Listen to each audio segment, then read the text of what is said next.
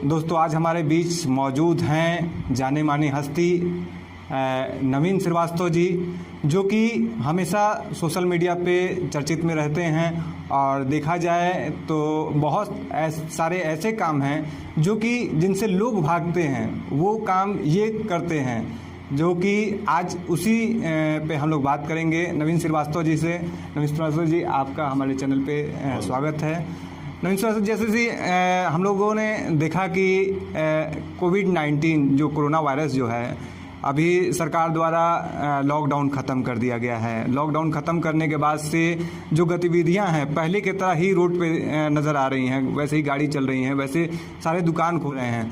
ना social distance का कोई पालन कर रहा है, ना ही मास्क का यूज़ कोई कर रहा है। तो ऐसे में क्या कुछ कहेंगे आप? देखिए, तो सबसे पहली बात तो ये है कि जो भी आज का समय है, जो आज का दौर है, तो हमें नियंत्रित करना सिखा रहा है कि हम बैलेंस रूप में कैसे अपने जीवन की गतिविधियों को लेकर चल सकें। जहाँ तक ये एक वैश्विक इस समय का आपातकाल है और उसमें स्वयं से ही बचा जा सकता है। हम लोग यहाँ अगर ऐसा कुछ हो रहा है तो उसके पीछे सबसे बड़ा वजह है कि उस आम आदमी में उसके प्रति अवेयरनेस नहीं है, अवेयरनेस में कमी है। लोग ये समझ रहा है कि आया और चला गया, लेकिन ऐसा नहीं है। और जितने हम सामान्य हो जा रहे हैं, आप एक चीज़ देखेंगे कि जब भारत में 50-100 पेशेंट थे तो लोगों के अंदर में किस तरह का कंडीशन था, और आज भारत में लगभग 4 लाख पेशेंट हैं तो उसे कुछ महसूस ही नहीं होता है। पहले से बहुत ज़्यादा लोग मर रहे हैं, लेकिन लोगों के ऊपर इसका एहसास नहीं होता। आज उसके ऊपर उस मीडिया का असर नहीं होता, उस मौत के खबर का असर नहीं होता कि ऐसा कुछ हो रहा है। ये बात दीगर है कि ठीक होने वालों की संख्या बड़ी है, ज़्यादा है, लेकिन ये भी बात तय है कि मरने वालों की संख्या भी पहले से बहुत ज़्यादा है। और ख़ासकर हम लोग के क्षेत्र में जहाँ पे प्रवासी बड़े पैमाने पर लोग आए हुए हैं, यहाँ तो बहुत सोच समझ के, बहुत संभल के और तब कोई कार्य करना है। सबसे बड़ी चीज़ ये देखा जा रहा है कि हम लोग वहाँ जो भी बाहर से जो लोग आए हैं डरे हुए हैं, खुद से जांच नहीं करवाना चाह रहे हैं, तो ऐसे लोगों के लिए क्या कहिएगा? देखिए, 2 चीज़ है। अगर इसको मुझे जहाँ तक जो समझ में आया है, तो आज के इस दौर में अभी एट प्रेजेंट एक तो बाहर से लोग आए हुए हैं, उनके साथ 2 समस्याएं थी। एक समस्या था कि उनको घर तक पहुंचना, और घर पे आने के बाद से दूसरी बड़ी समस्या उनके साथ ये है कि अब यहाँ पे सरवाइव करना। तो उनके सामने पहला चीज़ ये है कि हम सरवाइव कैसे करें, क्योंकि उस तरह का कोई काम नहीं है, कोई कंडीशंस नहीं है।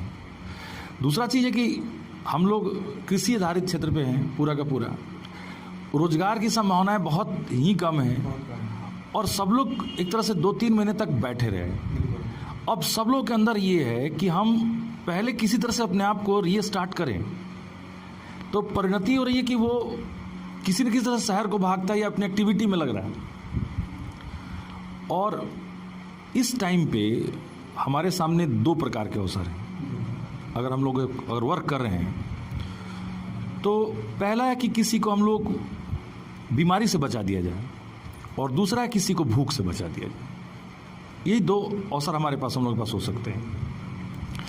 अब जो बीमारी है उसके प्रति अवेयर करना, लोगों को समझाना, उनको बताना, और जो हम लोग तीर्थ पूजा, याचना, धर्म, जो भी कुछ कह लीजिए, तो मुझे लगता है कि उस सारे का अवसर आज ही है। ऊपर वाले ने एक अवसर दिया है कि अगर आप अच्छा कर सकते हो तो आप अच्छा कर लो। इससे बढ़िया कोई अच्छा अवसर नहीं आएगा कि आप जितना एक्टिविटी दुनिया में करना चाहते हो, क्योंकि जब सभी भगवान के दरवाजे बंद हैं या बंद थे तो आखिर गॉड रहता कहाँ है? तो वो विवेकानंद की बहुत अच्छी लाइन है कि भगवान जो है हमारे यहाँ एक पतीले के आखिरी दाने में रहता है, जिससे भूखे के एक भोजन मिलता है।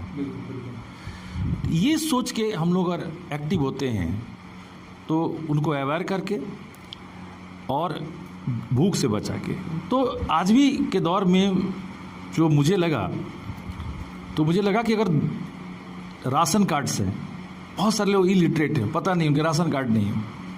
बहुत सारे कैसे रखे राशन कार्ड हैं जिनको राशन की जरूरत नहीं है, नहीं उनके राशन कार्ड हैं। तो बड़े पैमाने पे राशन कार्ड बनवाने का मैंने काम कराया। जितना हो सकता था। कोशिश ये करा कि उनको राशन मिलने लगे तो एक स्टेबल हो जाए। दूसरा कि हम लोग के यहाँ क्या है कि पंचायत में बहुत प्रकार के वर्क आते हैं, खासकर मनरेगा के थ्रू, तो उसमें टेक्निकल चीज़ों का प्रयोग करके वो चलते वो बहुत ज़्यादा सही नहीं चल पाता था। आज के डेट में हर गांव में रोज़गार दिलाया जा सकता है उनको, जिससे वो स्टेबल हो सकते हैं। तो अगर एक राशन मिल जाए, अगर रोज़गार मिल जाए, तो हो सकता है कि ये जो वहाँ से वो बहुत आशा के साथ अपने गांव को लौटे हैं और वो सस्टेन कर जाए, यहाँ पे सरवाइव कर जाए, बाहर नहीं जा सकते। और बिहार का रियल संसाधन, एक घर का रियल संसाधन उसका युवा होता है। और बिहार का दुर्भाग्य है कि हमारा युवा शक्ति जो है, पावर है, वो बिहार से बाहर में काम करता है। और आज हमारे राज्य में वो सभी लोग वापस लौटे हैं।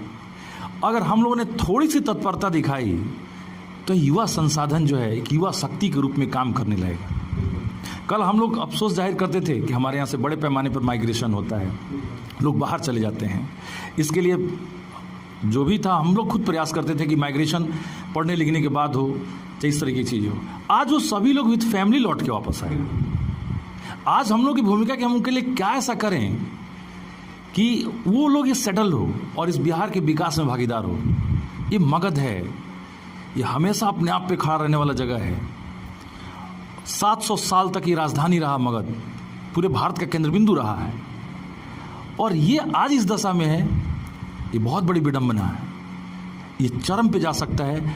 इसलिए आज हम सब के लिए अवसर है कि हम सब मिलजुल कर काम कर सकें। बिल्कुल। ऐसे में आप तो शताक्षी कोचिंग के संचालक भी हैं और आपको बढ़ चढ़ के हिस्सा कई मरतबा देखा गया है लेते हैं आप। जो शहर में चाहे कहीं भी आपको जानकारी होती है, कोई लावारिस लाशें हैं, तो उनका अंतिम संस्कार आप पूरे जो एक तरीके होते हैं, अगर हिंदू है तो हिंदू के तरीके से, अगर मुसलमान है तो मुसलमान के तरीके से, तो कहीं ना कहीं इससे आपने बहुत सारे लोगों को कुछ ना कुछ मैसेज दिया है। तो ऐसी सोच कहाँ से आई आपको और क्या कुछ कहेंगे इस पे? देखिए, मेरा एजुकेशन जो कैरियर का शुरुआत था, तो मैं इलाहाबाद में जिस समय शिक्षा दीक्षा ले रहा था, सिविल की तैयारी कर रहा था, तो उसी दौरान हर चीज़ के पीछे कोई ना कोई वजह होता है। तो मेरे भाई का भी उस समय गंगा में डूब के उसकी मृत्यु हो गई। तो मैं उसके 100 को बहुत ढूंढा। मैं था कि एक बार मैं उसको देखना चाहता था, मिला नहीं। अंतोगत्वा बहुत सारे ऐसे 100 मिले। तो फिर जो नाव चला रहे थे उन्होंने महसूस कराया कि अगर ये 100 जो है अगर आपके भाई का होता तो आप क्या करते। तो मुझे लगा कि सही बात है, मैं अपने भाई को ढूंढ रहा हूँ और यहाँ इस जगह पे तो ऐसे ही 100 मिल रहा है हमको। फिर उसके बाद से मैं उसका अंतिम संस्कार वहीं पे किया, इलाहाबाद में। और उसके बाद से फिर ये प्रक्रिया चलने लगी। गोपालगंज में स्टेबल होने के बाद शताक्षी संस्थान जब शुरुआत हुआ तो उसके माध्यम से शिक्षा की शुरुआत हुई और सेवा की शुरुआत की गई। और उसके बाद से लेकर अभी तक मैं इस चीज़ को पूरा करता हूँ। इस लॉकडाउन में हमको 4 ऐसे 100 मिले और इन 400 का अंतिम संस्कार का कार्य पूरा किया गया। देखा है 400 नहीं, आप हमको लगता है ये तो 4 सिर्फ आप बता रहे हैं, हमको ऐसा लगता है कि आप हजारों के में आपने इस तरीके से। इस लॉकडाउन के अंतर्गत मैंने 4 किए और अभी तक यहाँ जो किया गया है, क्योंकि इसकी गिनती क्या हो सकती है, लेकिन करीब करीब 250 ऐसे कार्यों में मैं भागीदार में रहा। उसका अवसर मुझे मिला। और इस लॉकडाउन में एक बरईपट्टी के निवासी थी भोला माझी की पत्नी, उनको रिक्शा से किसी ने छोड़ दिया हॉस्पिटल में, उनकी डेथ कर गई। उनकी लड़की जो थी वो तमकुही में थी, वो पैदल चल के तमकुही से वो हॉस्पिटल को आए। आने के बाद से कुछ भी नहीं था उनके पास। फिर उनके 100 को लेके जो भी कुछ इंतजाम था करके लेके उनको भेज दिया गया उनके गांव। जब वो गांव गई तो कंडीशन ये था कि जादवपुर जो नदी का इलाका था कि वहाँ पे 100 वाहन 100 उतार दिया, उनको उतार दिया और गांव का एक आदमी नहीं आया उनके संस्कार करने के लिए। तो वहाँ से फिर वो रोने लगी। उन्होंने फ़ोन करा कि ऐसा ऐसा कंडीशन है। तो जब ये सुनने को लगा तो बहुत अजीब सा लगा। फिर हम लोग जो भी थे, मेरे साथ का एक लड़का भी था, साथ में थे हम लोग, उसका अंतिम संस्कार पूरा करेंगे, इसलिए लोग नहीं गए क्योंकि उनको कोढ़ था। तो इस दौर में ज़रा सोचिए कि बीमारी हम लोगों को अलग करती रही है, लेकिन क्या रिश्तों से ज़्यादा मजबूत तो बीमारी हो गई कि हमारे मानवीय मूल्य इतने कम हो गए? आज ही तो दौर है किसी को भूख से निजात दिलाने का, किसी के लिए कुछ कर जाने का। कोई जाने न जाने, उस ऊपर वाला तो देखता है ना।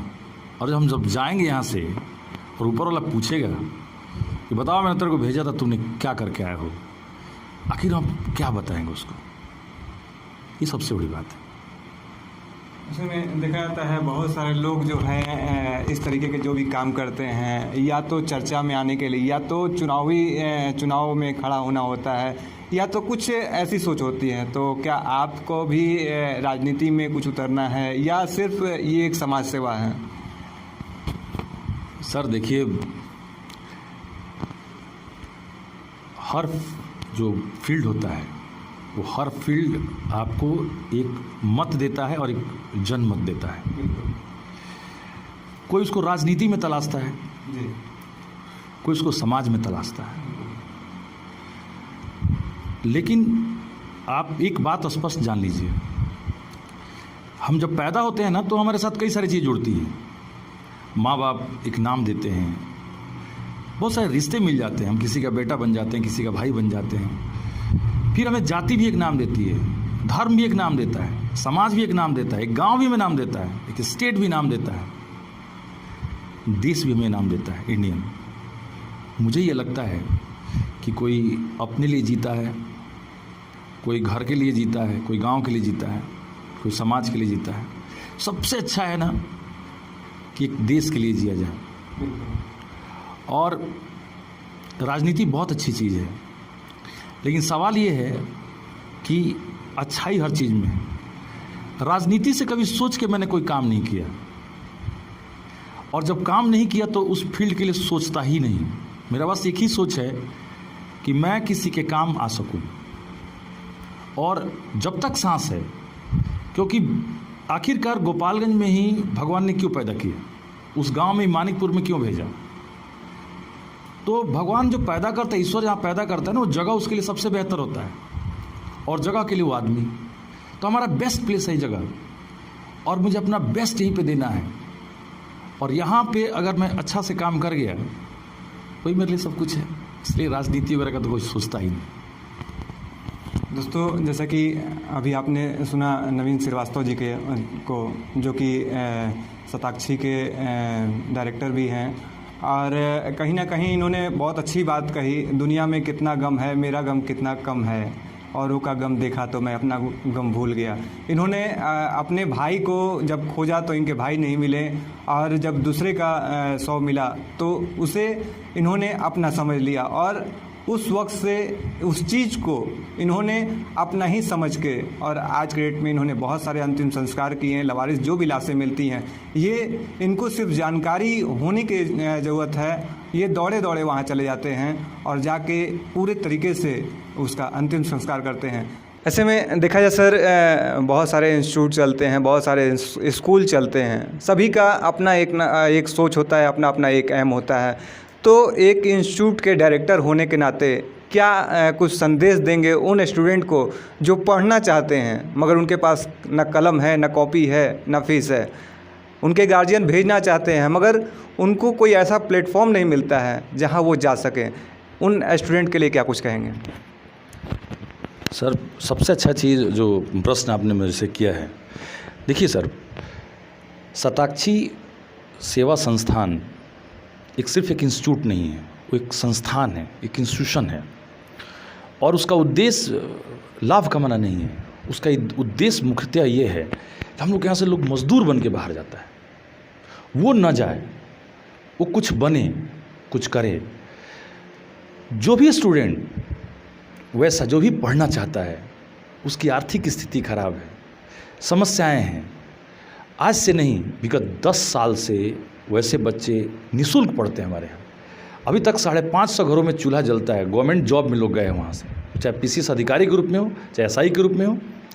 और वैसे तमाम ऐसे बच्चे मैं आज भी अपील करना चाहता हूँ आपके माध्यम से कि वो निःशुल्क वो आके शिक्षा ले सकते हैं। खासकर इस कोरोना के दौर में आप बिल्कुल बेफिक्र होकर आइए, जैसे सरकार के द्वारा आदेश आता है। इसके अतिरिक्त मैं बता दूं 10th क्लास के लिए मैट्रिकुलेशन के लिए वो बच्चे जो ड्रॉप आउट हैं, जो पिछले वर्ष फेल कर गए हैं, तो गोपालगंज और बरौली ये 2 जगह उनके लिए विगत 2 सालों से सेमेस्टर से निःशुल्क शिक्षा दी जाती है। और पिछली बार ऐसे फेल किए हुए 52 विद्यार्थी मुझको मिले थे गोपालगंज और बरौली में, जिसमें से 50 का रिजल्ट रहा, जिसमें से एक स्टूडेंट ऐसा था जो 3 साल से फेल कर रहा था, एक लड़की थी जो 2 साल से फेल कर रही थी। और करने के बाद से इस साल जब उसके गार्जियन को मोटिवेट मैंने करा कि भाई 1 साल रुक जाओ, और जब वो दोनों फर्स्ट डिवीजन से पास हुए तो सोचिए कि आज कितनी खुशी होती है। वरना वो लड़का क्या होता, मजदूर बन के कहीं बाहर चला जाता और उस लड़की की शादी कर दी जाती। मैं बीच में रोकना चाहूँगा। मैं ये कह रहा था कि अगर जो बच्चे मजदूर हैं या जिनके पास जो पढ़ना चाहते हैं और पैसा नहीं, उनके लिए ये फैसिलिटी है या सभी के लिए है? देखिए, जो मजबूर है, जिसके पास आर्थिक स्थिति निम्नतर है, उनके लिए, जिसके पास अगर है तो वो कहीं पढ़ लेता है, लेकिन जिसके पास नहीं है उसी के लिए तो शताक्षी है। क्योंकि जब होगा तो दिल्ली जा सकता है, पटना जा सकता है, इलाहाबाद जा सकता है। जिसके पास नहीं है उसके लिए शताक्षी है और वेलकम है। अगर आप बनोगे, बस आपसे ये है, तो आपसे बस इतना जरूर सोचो कि अगर आप बन रहे हो तो इस चीन को आगे बढ़ाओ, आप अपने गांव के किसी बच्चे को पढ़ा दो। बस आपसे यही चाहिए मुझे।